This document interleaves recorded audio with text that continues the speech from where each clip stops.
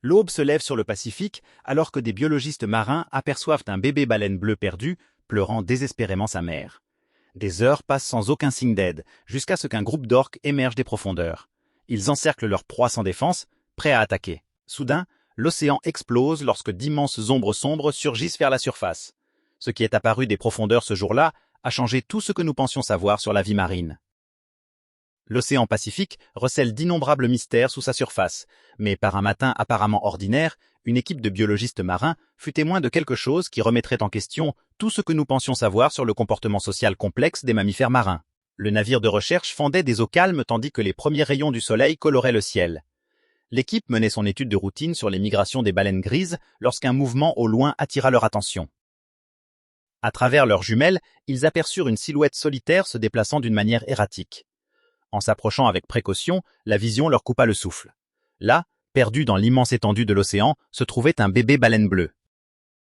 Les scientifiques comprirent immédiatement la gravité de la situation. Les baleines bleues sont les plus grands animaux ayant jamais existé sur Terre, mais celle-ci n'était qu'un nourrisson, totalement vulnérable sans la protection de sa mère. Le comportement du baleineau respirait la pure détresse. Il tournait en cercle serré, appelant encore et encore avec des sons déchirants qui se propageaient sur l'eau.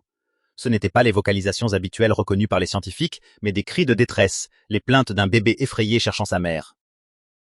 La chercheuse principale, la docteure Sarah Martinez, déclara immédiatement l'état d'urgence. L'équipe avait déjà traité des cas de mammifères marins en détresse, mais jamais un bébé baleine bleue.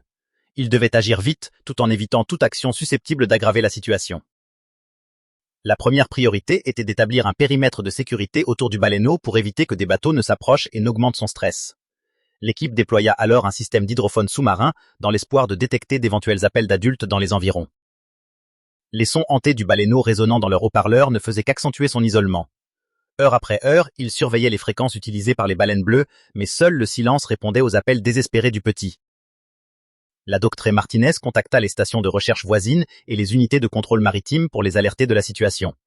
Elle sollicita également des spécialistes en sauvetage de mammifères marins, bien que chacun sache que les options pour aider un bébé baleine bleue étaient extrêmement limitées. Le baleineau avait besoin du lait de sa mère. Sans cela, ses chances de survie diminuaient à chaque heure.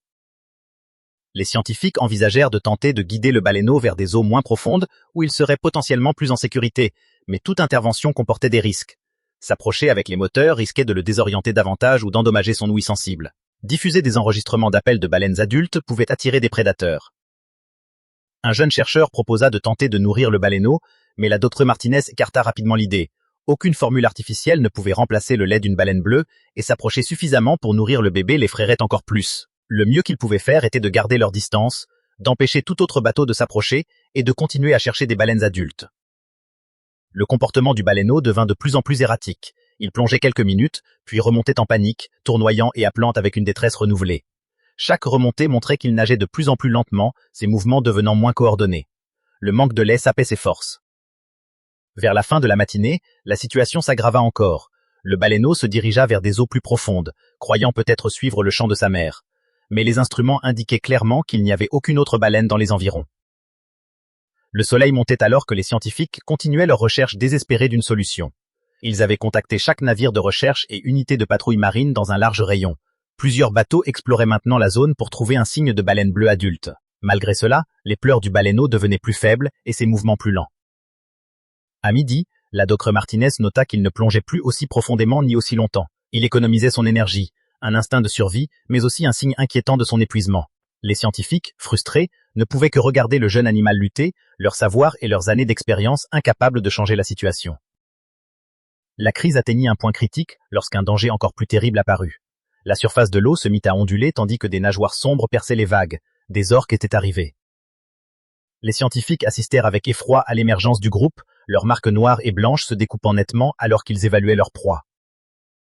Les orques, chasseurs hautement intelligents, commencèrent à exécuter une attaque coordonnée, encerclant le baleineau dans un cercle de plus en plus serré.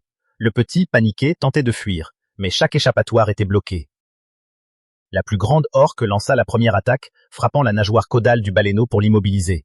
Le choc fut violent. Le baleineau se débattit désespérément, mais il n'était pas de taille contre ses chasseurs expérimentés. Les attaques se multiplièrent, de plus en plus agressives. Et puis, quelque chose d'extraordinaire se produisit. L'océan sembla se soulever. D'immenses formes sombres surgirent des profondeurs avec une force explosive, projetant l'eau en gerbes spectaculaires. Ces nouveaux arrivants dépassaient même les orques en taille, des baleines à bosse. Un groupe entier venu défendre un bébé qui n'était même pas de leur espèce.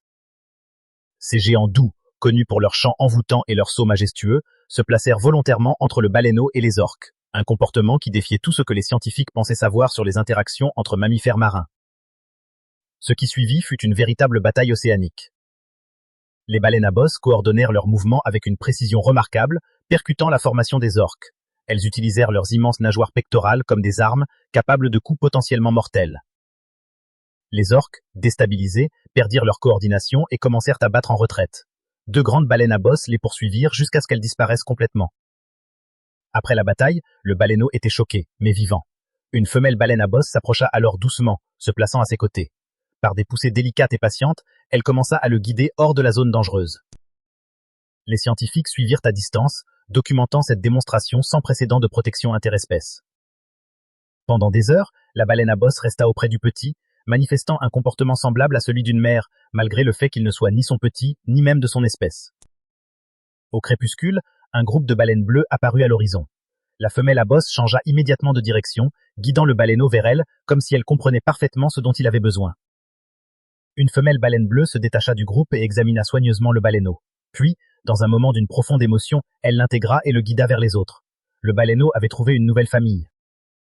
La baleine à bosse resta immobile, observant le groupe s'éloigner avec le petit au milieu d'eux. Ce n'est qu'une fois qu'ils eurent disparu qu'elle tourna lentement et s'en alla, sa mission extraordinaire accomplie. Cet événement incroyable bouleversa la communauté scientifique. Des chercheurs découvrirent que les baleines à bosse avaient déjà protégé d'autres espèces lors d'attaques d'orques, à plusieurs reprises. Ces géants pacifiques semblent posséder un instinct profond pour protéger les plus vulnérables, peu importe l'espèce. Au final, cette rencontre remarquable nous rappelle que dans les profondeurs de nos océans vivent des créatures capables d'une compassion désintéressée comparable à la nôtre. Ces êtres majestueux, avec leurs chants mystérieux et leur nature douce, continuent de nous surprendre par leur empathie et leur capacité à protéger les autres. Et vous, que feriez-vous si vous étiez témoin d'une telle démonstration extraordinaire de protection interespèce ? Cela changerait-il votre perception de ces créatures magnifiques des profondeurs ?